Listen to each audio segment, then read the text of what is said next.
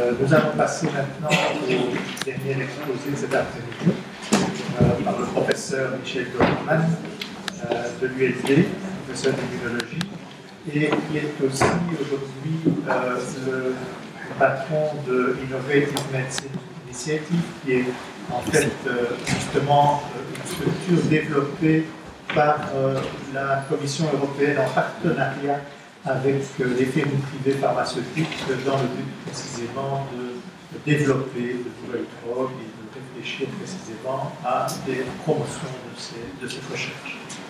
Merci Georges. Eh bien, pour introduire mon exposé, je vous propose de partager quelques conclusions que je tire des excellents exposés qu'on a entendus cet après-midi. On entend d'abord, Jean-Stéphane nous a rappelé que finalement les vaccins sont à l'origine des plus grands progrès de la médecine au cours des dernières décades. Nous avons entendu qu'il y a encore beaucoup de grands défis à relever. On a vu que pour la malaria, on est vraiment en très bonne voie. Par contre, on a entendu que pour le sida, pour le cancer, les défis restent considérables. Et finalement, on s'est aussi rendu compte que les défis sont non seulement scientifiques, mais aussi, je dirais, sociétaux. On vient d'entendre parler des problèmes de la perception, des risques des vaccins. On nous a rappelé que les mouvements anti-vaccinaux représentaient un frein important pour tout le monde, y compris pour l'industrie pharmaceutique. Et finalement, globalement, je pense que le fait que les partenariats publics-privés représentent un élément important du développement de nouveaux vaccins, je suis sûr que vous en êtes tous convaincus après ce qu'on a entendu cet après-midi. Donc ce que je vais essayer de faire, c'est au départ de mon expérience des 5 dernières années, effectivement, à l'Innovative Medicine Initiative, c'est essayer de vous expliquer effectivement comment ces partenariats publics-privés peuvent faire avancer les choses, quels sont les éléments essentiels qui vont faire que ce type de partenariat va effectivement permettre à la médecine d'avancer. Et pour ça, bon, je vous propose de réfléchir rapidement finalement à ce que c'est que l'innovation en médecine, l'innovation dans le domaine pharmaceutique, de quoi est-ce qu'on a besoin pour finalement transposer les découvertes faites dans nos laboratoires en un nouveau médicament ou un nouveau vaccin qu'on va trouver en pharmacie. Et je pense qu'un des points qu'il faut rappeler, qui a été rappelé largement cet après-midi, c'est que le premier pilier, c'est l'excellence scientifique. Alors, vous êtes rendu compte que finalement, excellence scientifique, c'est bien, mais les défis scientifiques sont de plus en plus complexes. Et là, il apparaît aujourd'hui, dans différents domaines, mais particulièrement en médecine, qu'il faut finalement réinventer une nouvelle manière de découvrir et que cette nouvelle approche de la science nécessite des collaborations, la mise en place de réseaux. Alors, dans le domaine qui nous occupe, la collaboration, les réseaux sont importants non seulement pour faire face à la complexité scientifique, mais aussi pour adresser les différentes étapes qu'il faut franchir pour, encore une fois, passer de la découverte aux médicaments ou aux vaccins. Il ne suffit pas d'avoir un candidat médicament ou un candidat vaccin prometteur, encore faut-il, et on l'a rappelé largement aussi cet après-midi, qu'il arrive aux patients ou aux individus qui en ont besoin, qui en ont le plus besoin. Et pour ça, il faut à un moment donné qu'après l'idée géniale qui est née en laboratoire, la petite société de biotechnologie qui a conduit les premiers essais cliniques, qu'on le veuille ou non, il y a un moment où la grande industrie doit prendre le relais, mener les essais à large échelle et finalement avoir accès au marché, pouvoir effectivement faire en sorte que les efforts de recherche qui sont consentis eh bien, lui permettent effectivement d'avoir cet accès au marché. Et là aussi, c'est ce que je vais essayer de vous montrer, des collaborations sont indispensables. L'industrie a compris qu'elle n'arriverait pas à faire face à ces défis toute seule. Donc ce n'est pas seulement les défis scientifiques, c'est aussi les autres défis dont je viens de vous parler. Et si vraiment, disons, cette recherche en réseau, ces collaborations sont indispensables, il y a un autre pilier qu'il faut quelque part inventer, c'est comment est-ce que nous allons récompenser fournir des incitants à ceux qui sont prêts à faire ces efforts de collaboration. Je pense qu'il y a beaucoup d'académiques dans la salle. Se retrouver troisième, quatrième, cinquième auteur d'une publication où il y a 30 auteurs, eh bien, lorsque vous postulerez une promotion ou que vous souhaiterez devenir professeur dans votre université, on vous dira, écoutez, désolé, mais face à quelqu'un qui est premier auteur ou seul auteur d'un certain nombre de publications, même si vous avez fait quelque chose qui, par exemple, a contribué à développer un nouveau vaccin contre une maladie grave. Et donc, et dans l'industrie, c'est la même chose. Ceux qui sont dans l'industrie vous diront comment ils sont évalués chaque année. Le fait qu'ils puissent dire, oui, mais vous savez, moi j'ai passé beaucoup de temps à collaborer avec telle et telle université. Bon, ça ne va pas être pris en compte. Ce qui va être pris en compte, c'est le résultat de cette collaboration éventuelle. Donc là, il y a effectivement beaucoup d'efforts à faire. Et si j'ai le temps, je vous dirai un mot de ce que l'Innovative Medicines Initiative met en place pour développer de nouvelles mesures, effectivement, de la collaboration. Et donc, ce qui est nouveau, je dirais, depuis 5 ou 10 ans, c'est que l'industrie qui, jusqu'à présent, était convaincue que finalement, elle savait ce qu'il fallait faire, elle en avait les moyens, se rend compte que ce temps-là est révolu. Et Elia Zerrouni, qui dirige aujourd'hui la recherche globale chez Sanofi, mais qui aussi était directeur général de NIH, il sait donc de quoi il parle, eh bien il dit voilà, il faut reconnaître que pas une seule institution, pas une seule compagnie pharmaceutique, aussi vaste soit-elle, même pas un seul gouvernement, sans doute même pas un seul continent, tout seul peut faire face aux grands défis en matière de santé.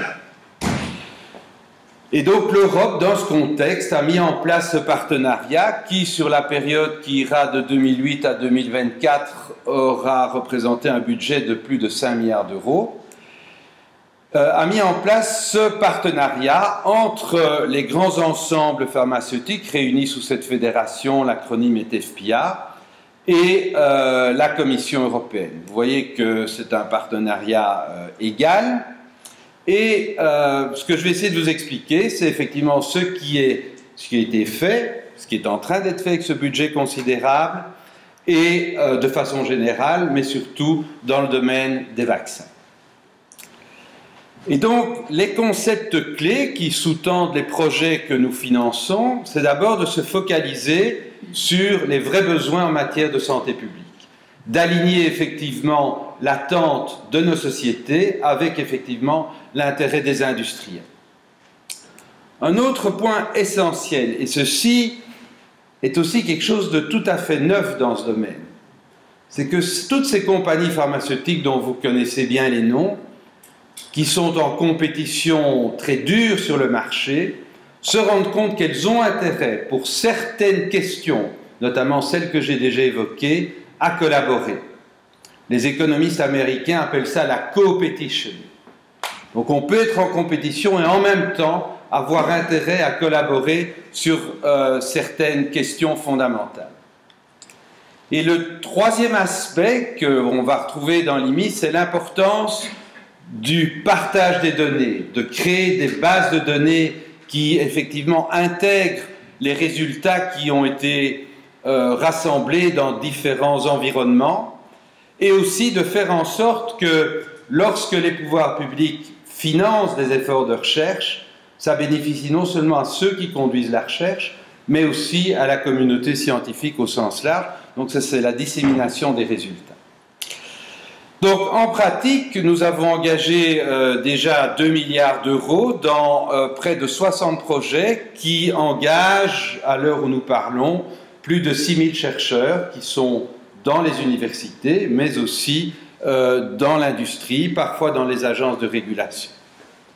En fait, nous soutenons non seulement les groupes académiques, mais aussi les petites et moyennes entreprises. C'est quelque chose d'excessivement important. Je n'ai pas le temps d'entrer dans les détails, mais nous avons toute une activité qui est vraiment dédiée aux petites sociétés qui sont vraiment le vivier. C'est là que naissent souvent les idées les plus intéressantes et les industriels prendront leur relais ensuite. J'insiste aussi sur le fait que nous finançons et nous impliquons les agences de régulation, notamment l'Agence européenne du médicament à Londres, mais pas seulement. Nous avons aussi des contacts avec les organismes nationaux et avec la FDA aux États-Unis. Et aussi, je n'aurai pas le temps de l'évoquer, mais nous accordons une place très importante aux organisations de patients qui bénéficient de financement. Alors, la mise en place de ces partenariats, ce n'est pas une chose simple. Ce que je peux vous dire, c'est que lorsque vous pouvez offrir aux partenaires effectivement un environnement neutre, des gens qui veillent à ce que les intérêts de chacun soient préservés, eh bien cela peut marcher, y compris en termes de gestion de la propriété intellectuelle, qui est évidemment une des questions fondamentales qui est évoquée lorsqu'on discute ces partenariats. Alors, je n'ai pas le temps de vous raconter tout ce que ces 60 projets ont délivré, mais juste un exemple qui, je pense, j'espère, va frapper les esprits. Ce projet pour le développement de nouveaux traitements contre la schizophrénie a démarré lorsque 5 compagnies qui développaient de nouveaux médicaments antipsychotiques nous ont dit, écoutez, on va mettre toutes nos données en commun pour essayer de voir s'il y a moyen de faire des essais cliniques plus performants. Ils ont demandé à une université de rassembler ces données, de faire une analyse neutre, et le résultat est assez remarquable. Il n'aurait pas pu être obtenu si les compagnies pharmaceutiques n'avaient pas accepté de se mettre en commun. Le résultat est que pour démontrer l'efficacité d'un nouveau médicament contre la schizophrénie, eh bien, vous pouvez réduire de 40% la durée des essais cliniques. Vous pouvez inclure beaucoup moins de patients qu'on ne le faisait précédemment dans ces essais cliniques. Et donc là, il y a un intérêt évident d'abord pour les patients qui auront plus vite accès aux médicaments efficaces et bien entendu aussi les industriels puisque vous allez réduire les coûts de développement. Bien, 60 projets dans différents domaines. J'ai évoqué les maladies du cerveau, je pourrais en évoquer d'autres, mais je vais me concentrer maintenant sur les maladies infectieuses en vous disant que, comme vous le voyez, elles représentent une portion importante du budget et jusqu'ici, c'est essentiellement par les investissements qui ont été faits dans la lutte contre la résistance aux antibiotiques. Nous avons 4 projets qui disons, évoque des défis scientifiques comme la pénétration des antibiotiques dans les bactéries, et vous voyez que ceci a fait l'objet de la couverture de Science Translational Medicine. C'est un article intéressant. Le premier auteur est un scientifique de GSK en l'occurrence, le deuxième auteur, enfin le co-auteur plutôt, est un scientifique de l'université de Tübingen en Allemagne. Mais toujours dans le cadre de l'IMI, on a d'autres projets qui visent à établir des réseaux d'investigateurs cliniques qui soient prêts à tester les nouveaux antibiotiques conformément aux attentes des industriels mais aussi des agences de régulation. Nous avons une nouvelle plateforme pour le développement de nouveaux antibiotiques où chacun effectivement contribue et met en commun des candidats pour essayer de les mener, on dit en anglais « from hit to lead ». Et enfin, le dernier projet que nous avons lancé est un projet qui vise à développer de nouveaux modèles d'affaires. Parce qu'aujourd'hui, je n'ai pas le temps de vous expliquer pourquoi, mais pour un industriel, développer un nouvel antibiotique en termes économiques, en termes commerciaux, ça n'a aucun intérêt. Or, pour la société, c'est essentiel que ces développements se fassent. Et donc, il est important de réfléchir ensemble à de nouveaux modèles de développement, de nouveaux modèles d'affaires. Bon, j'en viens maintenant au vaccin. Alors, dans la première phase, nous avons essentiellement 3 projets. Un projet qui vise à développer de nouveaux marqueurs pour vérifier la sécurité des vaccins, marqueurs des réactions inflammatoires initiales, on a vu qu'elles étaient fréquentes, mais aussi marqueurs de réactions allergiques, voire auto-immunes, dont certains prétendent qu'elles pourraient être déclenchées par les vaccins, ben, vérifions-le par des marqueurs validés. Le même groupe, toujours en ligne avec ce qui vient d'être dit, essaye aussi de voir quel est le réel impact en prenant en compte l'épidémiologie générale, notamment des maladies auto-immunes. Et vous voyez ici le partenariat, le budget, et encore une fois, plusieurs compagnies pharmaceutiques sont impliquées. Un autre projet qui illustre bien les préoccupations qui ont été évoquées notamment par le Dr Sweenen, C'est ce projet qui vise à développer des outils rigoureux pour mesurer les risques, mais en prenant compte aussi les bénéfices, donc le rapport risque-bénéfice des vaccins. Et ce projet fait appel à différentes approches, je n'ai pas le temps d'entrer dans les détails, mais il est vraiment basé sur ce partenariat entre le public et le privé. Vous voyez ici ce partenariat et vous voyez qu'il y a à la fois l'Agence européenne du médicament, l'European Center for Disease Prevention and Control, les industries pharmaceutiques et des organismes de santé publique. Je pense que Patrick Mailly de l'Institut scientifique de santé publique est dans la salle. Eh bien, il fait partie effectivement de ce projet. Et vous voyez que le but est de développer un cadre pour effectivement mesurer de façon rigoureuse et qui soit accepté par tout le monde les risques et les bénéfices des vaccins. Le dernier projet que nous avons lancé dans le cadre de la première phase d'IMI, c'est un projet qui vise à standardiser les tests qui mesurent l'efficacité, ou qui permettent de prédire plutôt l'efficacité des vaccins contre la grippe. C'est un vrai problème. On n'a pas de bonnes mesures biologiques qui permettent de prédire l'efficacité des vaccins contre la grippe. On a toute une série de tests, mais qui malheureusement ne sont pas standardisés. Et donc là encore, par un effort collaboratif, on va standardiser ces tests et aussi d'ailleurs en développer de nouveaux qui seront proposés par le monde académique.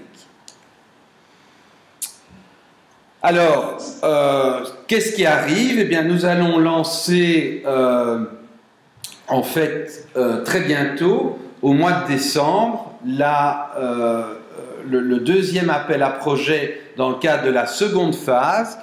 Et donc, je peux vous annoncer aujourd'hui qu'il y aura plus que vraisemblablement un projet sur la coqueluche, les vaccins contre la coqueluche, et l'exposé de Jacques Lévy vous a bien montré combien c'était nécessaire, la résurgence de la coqueluche au cours des dernières années. Et donc là, il y a un effort assez exceptionnel qui est mis sur pied, vous voyez, à la fois pour développer des biomarqueurs de l'immunité protectrice, comprendre les différences entre les deux vaccins dont Jacques Lévy vous a parlé, et aussi générer les connaissances, les outils pour le développement des nouveaux vaccins qui sont nécessaires. Et vous voyez ici les compagnies impliquées, et Philippe de Noël qui est dans la salle a été vraiment une des deux chevilles ouvrières de ce projet, et il pourra vous raconter combien lui-même, je pense, a été impressionné du fait que dans cet environnement, eh bien, il s'est mis à dialoguer avec des collègues qu'il, a priori, voyait comme des compétiteurs jusqu'ici. Et donc, vous voyez qu'il y a deux autres grands fabricants de vaccins qui, effectivement, sont de la partie. Et bon, disons, une des choses dont je suis particulièrement heureux, c'est que nous avons réussi à amener, pour cofinancer ce projet, la Fondation Gates, dont vous avez largement entendu parler. Je pense d'ailleurs à titre personnel que la participation de ces organismes caritatifs dans ces partenariats est un élément essentiel pour assurer leur pérennité et leur stabilité. Il y aura un autre projet, je ne vais pas rentrer dans les détails, mais disons c'est intéressant de voir que dans cette deuxième phase de l'IMI, vraiment les vaccins sont à l'avant-plan, qui vise à standardiser, améliorer les procédures de contrôle de qualité dans la production des vaccins. Encore une fois, je ne vais pas rentrer dans les détails, mais de faire en sorte qu'on puisse remplacer les méthodes essentiellement basées sur l'animal par des méthodes plus modernes qui permettent notamment effectivement d'économiser aussi des vies animales et d'être donc plus performants grâce à différentes approches que je ne vais pas détailler. Donc ce sont deux appels à projets. J'en profite puisqu'il y a pas mal de scientifiques de haut niveau dans notre pays qui travaillent dans ce domaine pour vraiment attirer leur attention et leur dire que je pense vraiment que la Belgique et en particulier la Fédération Wallonie-Bruxelles peut faire beaucoup mieux que ce qu'elle a fait jusqu'ici pour s'inscrire dans ces partenariats. Voilà, je terminerai simplement pour vous dire que comment est-ce qu'on mesure le succès de ces partenariats publics-privés, différentes approches qui se trouve ici. Une des mesures importantes, c'est effectivement l'impact qu'on a sur, disons, les directives des organismes de régulation, mais qu'au bout du compte, et je pense que c'est vraiment une des conclusions de cet après-midi, ce qui va faire en sorte que ces partenariats fonctionnent, c'est que la science soit du meilleur niveau. Et ce sera ma dernière diapositive. Il faut savoir que travailler avec l'industrie, ça vous permet en fait souvent de publier dans de meilleures revues. Ça, c'est le résultat de l'analyse que nous avons menée avec Thomson Reuters, où on a mesuré l'impact des publications dérivées de nos projets. Eh bien, vous voyez qu'on est au-dessus, largement au-dessus de la moyenne, et même au-dessus de la plupart des organismes, disons, qui font appel effectivement à des partenariats publics-privés, y compris le partenariat mis en place aux États-Unis par le NIH. Voilà, je m'arrête ici en vous disant que si vous êtes intéressés, il y a un article qui a été écrit avec ma collaboratrice Angela Wittelsberger qui est accessible online. Et là-dessus, je vous remercie de votre attention.